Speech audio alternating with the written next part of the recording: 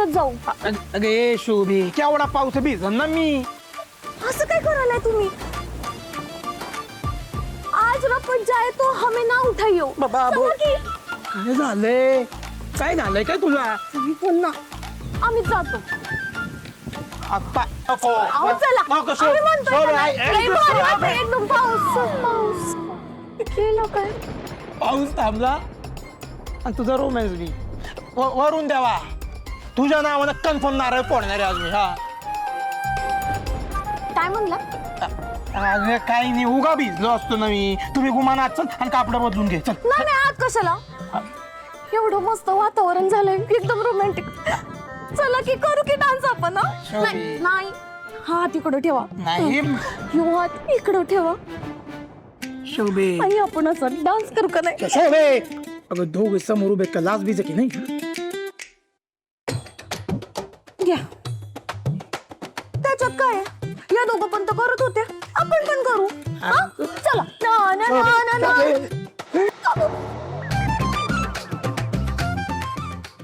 आई गो.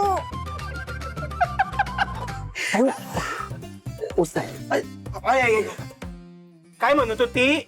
आज रपटच्या येतो आम्ही ना उठ येऊ. पण मी उठवलंय तुला. हा काय म्हणला? अगं मी म्हणलो लागले का कुठं नाही दवा पाणी करू. नाही लागलं नाही कुठं.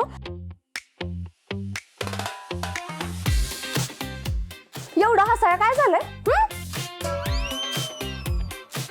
इथे काय सर्कस चालले का? आम्ही जोक मारलाय. हसतायत दोघं.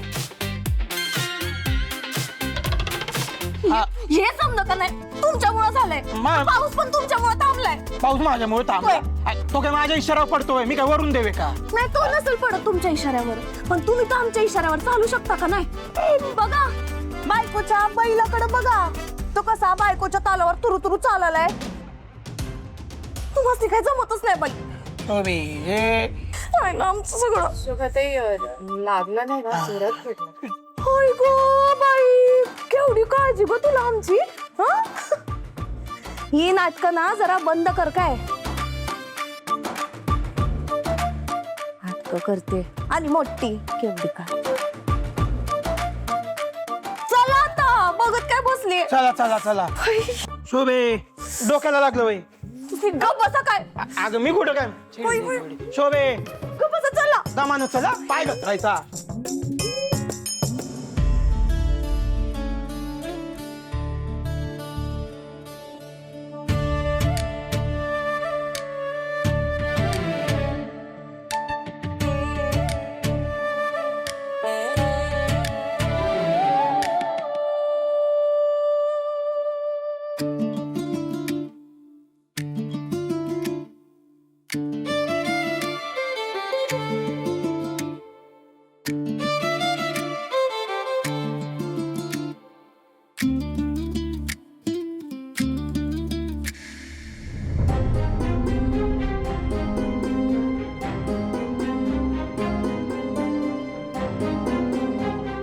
सानू कसा गेला इंटरव्ह्यू? दादा मला नोकरी नाही मिळाली. पण का? काय म्हणाले ते?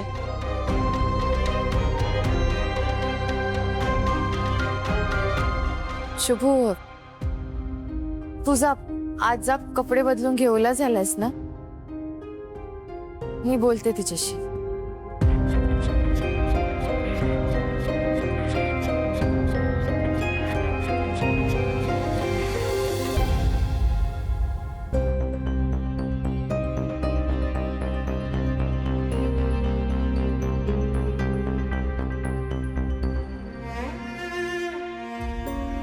सानिका आज मी तुझी वहिनी असं समजून नाही तर तुझी कॉलेजमधली जीवाभावाची मैत्रीण जिच्याशी तू सगळं शेअर करायचीस ती श्रावणी आहे असं समजून बोल.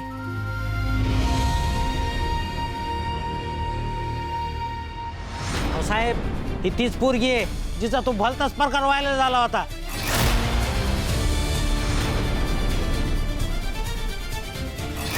Okay miss Sanika ji, let me clear you one thing.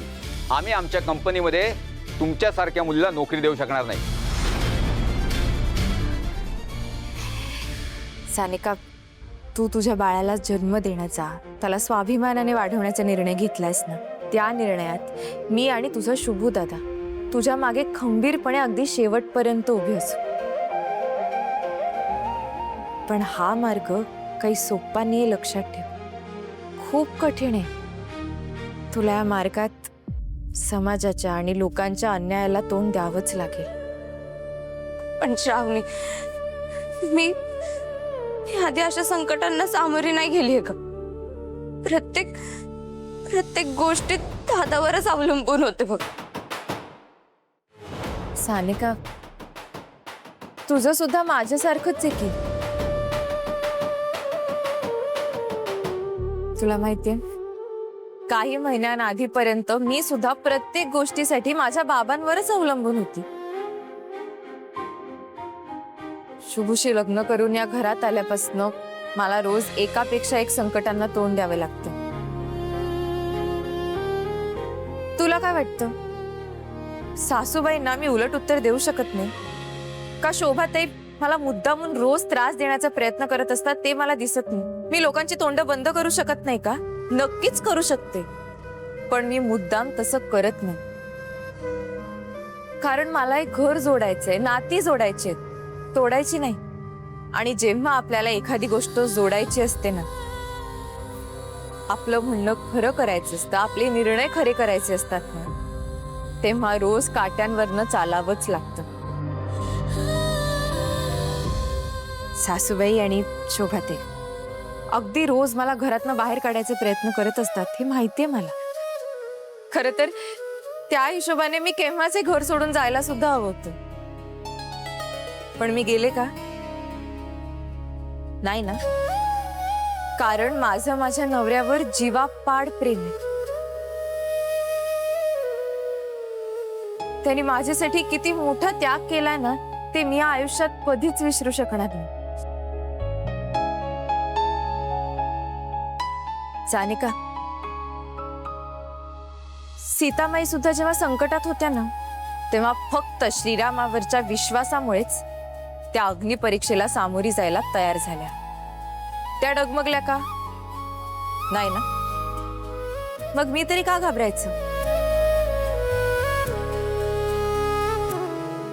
मी ठरवले, मी शेवटपर्यंत लढणार.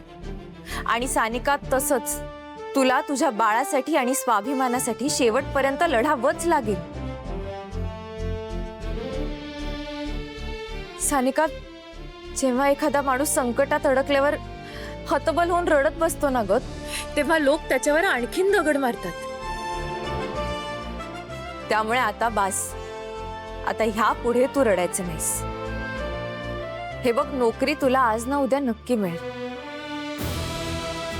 पण समाजाशी दोन हात करायची हिंमत तुला तुझ्या मनात ठेवावीच लागेल. श्रावणी,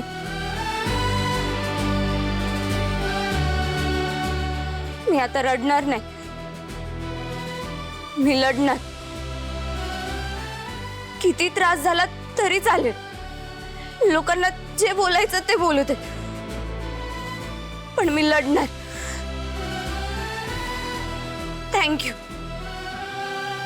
थँक्यू सो मच.